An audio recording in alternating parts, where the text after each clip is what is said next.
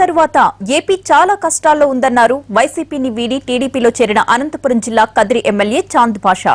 ఏపీని సమస్యల నుంచి గట్టెక్కించేందుకు చంద్రబాబు శక్తి వంచన లేకుండా పనిచేస్తున్నారని, ఆయనకు అండగా నిలిచేందుకు తాను టీడీపీలో చేరుతున్నట్లు తెలిపారు భాషా. ఏపీ సమగ్ర అభివృద్ధే తన లక్ష్యమంటున్న చాంద్ పాషాతో మా ప్రతినిధి Aluri Ramesh face to face. అధికార పార్టీలోకి వలసల పరంపర కొనసాగుతా ఉంది. ప్రతిపక్ష పార్టీ నుంచి వారానికి ఒక ఎమ్మెల్యే చొప్పున వచ్చి టీడీపీలో చేరుతా ఉన్నారు. ఈ రోజు అనంతపురం జిల్లా కదిరి ఎమ్మెల్యే తెలుగుదేశం పార్టీలో చేరారు. ఆయన ఎందుకు వైసీపీని వీడారు, ఆయన భవిష్యత్తు కార్యాచరణ ఏ రకంగా ఉండబోతుందో ఒకసారి మనం ఎమ్మెల్యేతో మాట్లాడదాం. గతంలో మీరు తెలుగుదేశం పార్టీలో పనిచేశారు, బట్ వైసీపీ నుంచి ఎమ్మెల్యేగా ఎన్నికారు. ఎందుకు ఇప్పుడు అధికార పక్షంలోకి వస్తున్నారు? ఈరోజు రాష్ట్రం విభజించిన తర్వాత చాలా కష్టాల్లో ఉంది.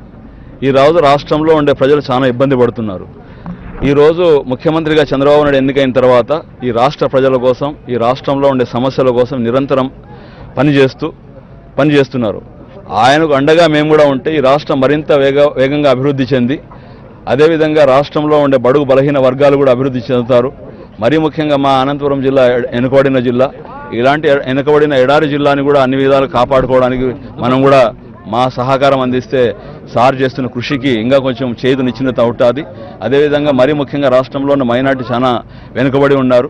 మైనార్టీల సమస్యలు కూడా ఈరోజు రాష్ట్రంలో చాలా ఎక్కువ ఉన్నాయి. కాబట్టి ఇవన్నీ సమస్యలు, అదేవిధంగా నియోజకవర్గం ప్రజలు కూడా నాకు ఓట్లేసి, నాకు నమ్మకంతో ఓట్లేసి గెలిపించారు. ఈరోజు రాష్ట్రాన్ని మా యొక్క నియోజకవర్గం అభివృద్ధి చేస్తారని చెప్పి. కానీ ఈ నియోజకవర్గాన్ని అభివృద్ధి చేయాలంటే రాష్ట్రంలో ఉండే ప్రభుత్వాన్ని కూడా మేము వెన్నదండగా ఉంటే, అంటే అధికార పార్టీలో ఉంటేనే నియోజకవర్గాల అభివృద్ధి జరుగుతుందా అనే ప్రశ్న కూడా తలెత్తే అవకాశం ఉంది కదా ఇలాంటి సందర్భంలో. అంటే అధికార పార్టీలో ఉంటేనే అంటే నియోజకవర్గంలో అభివృద్ధి అన్ని రకాలుగా జరగాలంటే ఈరోజు రాష్ట్రంలో ఉండే ప్రధానమైన సమస్యలు కూడా చాలా ఉన్నాయి. ఈ రాష్ట్రం వెనుకబడిన ప్రాంతం కాబట్టి ఆయనకు అండదండలుగా మేము అందిస్తే, ముఖ్యమంత్రి గారికి వెన్నుగా మేము ఉంటే ఆయన ముందరికి పోయి అన్ని రకాలుగా ఈ రాష్ట్రం అభివృద్ధి చేస్తారని కోరుకుంటున్నాను. జగన్కి ఏం చెప్పదలుచుకున్నారు ఈ సందర్భంగా? మీకు టికెట్ ఇచ్చి గెలిపించిన జగన్కు కానీ, నియోజకవర్గ ప్రజలకు కానీ మీ పార్టీ మార్పు అంశంపై ఏం చెప్పాలనుకుంటున్నారు? నేను ఈ రోజు నియోజకవర్గ ప్రజలకు ఒకటే చెప్పదలిచాను. నియోజకవర్గ ప్రజలు కూడా అర్థం చేసుకున్నారు.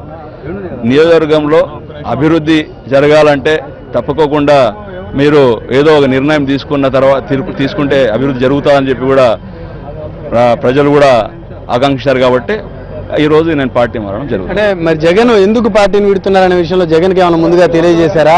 ఏమన్నా మీకు పార్టీ నుంచి ఏమన్నా మళ్ళీ బుజ్జగింపులు జరిగేటటువంటి కార్యక్రమం ఏమైనా జరిగిందా?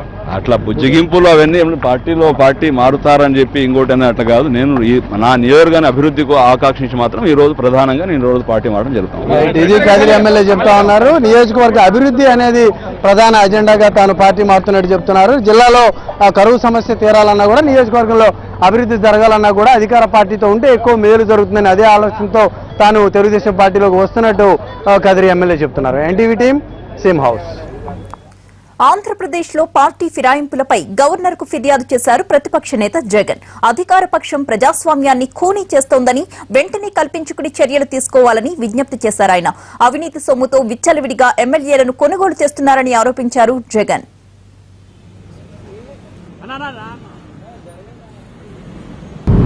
రాష్ట్రంలో ఇవాళ డెమోక్రసీని, ప్రజాస్వామ్యాన్ని పట్టపగలే కూనీ చేయబడతా ఉన్న పరిస్థితులు, ఏ రకంగా అవినీతి డబ్బుతో ఏ రకంగా సంతలో గొర్రెలు కొన్నట్టుగా కొనుగోలు చేస్తూ ఉన్న పరిస్థితులు, ఇంతింత అవినీతి డబ్బులు విచ్చలవిడిగా 20 కోట్లు 30 కోట్లు ఒక్కొక్క ఎమ్మెల్యేకి ఇచ్చి కొనుగోలు చేస్తూ ఉన్న పరిస్థితులు జరుగుతూ ఉంటే, ఇంతింత డబ్బులు, ఇంతింత బ్లాక్ మనీ, ఇంతింత అన్అకౌంటెడ్ ఫర్ మనీ, ఇంతింత ఇల్గాటన్ మనీ ఎక్కడి నుంచి వస్తూ ఉంది చంద్రబాబు నాయుడు గారికి?